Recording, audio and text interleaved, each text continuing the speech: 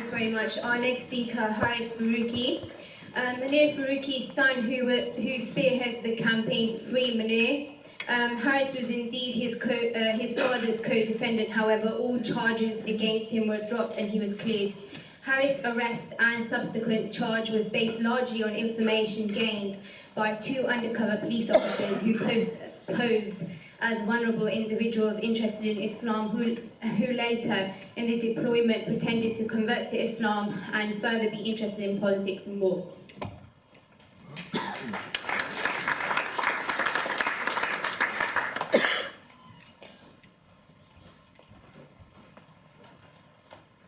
Assalamu alaikum wa rahmatullah. You can hear me all right, yeah?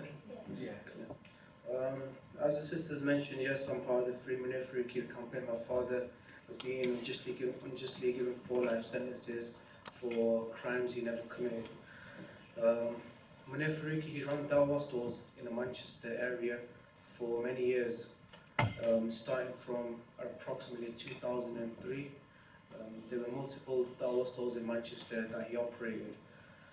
The police and the council, Manchester City Council, harassed him in many ways, trying to basically bring an end to the dawah stores because they could see the success that it was giving, showing the complete opposite of what you see on the media, where Islam is nothing but peace.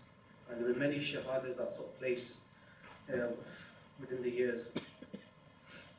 From my father's dawah store, they were comprised of numerous CDs, leaflets, DVDs, basically showing the similarities of Islam and similarities Islam has with other faiths and the benefits it can give in society.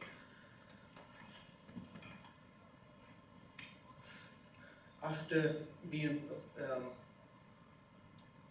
pestered by the authorities for many years, approximately in 2000, towards the end of 2008, the counter-terrorism unit launched an operation, an intense operation that cost the taxpayer millions of pounds, and it consists of 2 undercover officers who casually come to the store, showed an interest in Islam, and within the early days of deployment, they become Muslim and lived as Muslims within the community for approximately a year. To the extent that they changed their whole attire. They're from clean shaven, they grew fist-length beards.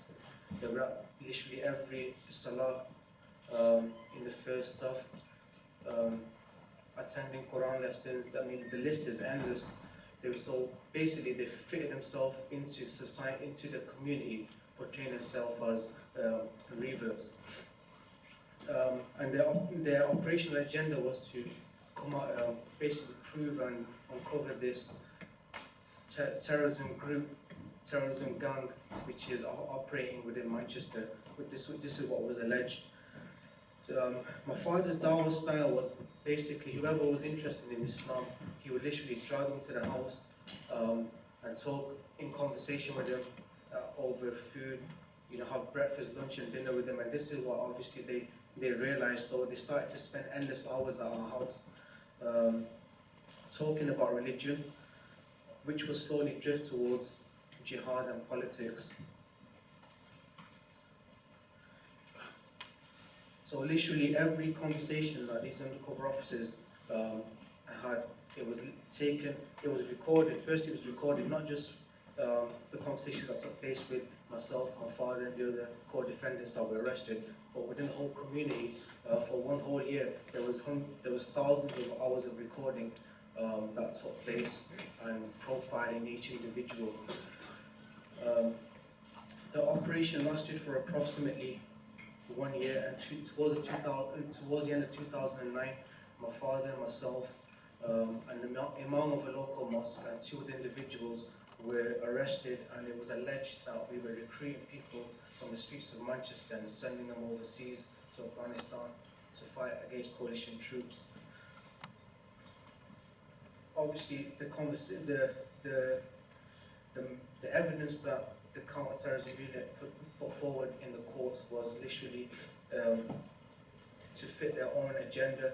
The conversations were heavily taken out of context, to the extent that one of the main pieces of evidence that was used against my father was a 2.5-hour conversation was cut down to 15 seconds, where his wording was taken out of context and which led to one of the life sentences that he's serving. The undercover officers, they were pretty good at their job. I must give them credit for that, because they would literally stalk me in the streets of Manchester and just randomly bump into me on the streets, having three things in mind. Firstly, to talk about jihad, to talk about politics, and to take literally every single conversation, like I said, out of context. During the court, it was said that the operation which they held, there's 3 stages of being a terrorist, and the first stage is to declare that there's no God but Allah and the Prophet Muhammad is the messenger. The second stage was seen to when you're trying your best to practice deen to the best of your ability. So these 2 stages, it was said, were the 2 steps of terrorism which led to the third step, which is actually committing a crime of terrorism, which could be to blowing something up, to just uttering a few words that can be taken out of context. Towards the end, once the conviction was taking place, the head of the counter-terrorism unit, Tony Porter, confessed to the BBC that there was no evidence, no action plan or end game found for these men, apart from an ideology that was created by 2 undercover officers, because after one whole intense year of undercover operation, the only 2 people that were to go and fight against coalition troops were the officers, nobody else. Once the convictions had taken place, I myself was acquitted, and I was supposed to be the right-hand man of my father. The main person that was arrested, the Imam, he was never charged after a year's undercover operation, but the oppression didn't end to just the convictions. The second stage of the oppression was to seize our family home, because they believed that many conversations that had taken place where they had invited themselves into our house, it was said that this was the hub of terrorism. So they tried in every possible way to seize the house, not just our house, but our main income, which are 2 of the properties that are owned by the family. This was taken into court. We won the case, but the only downfall to that is we were paid £500,000 to cover court costs and my father's legal proceedings that took place.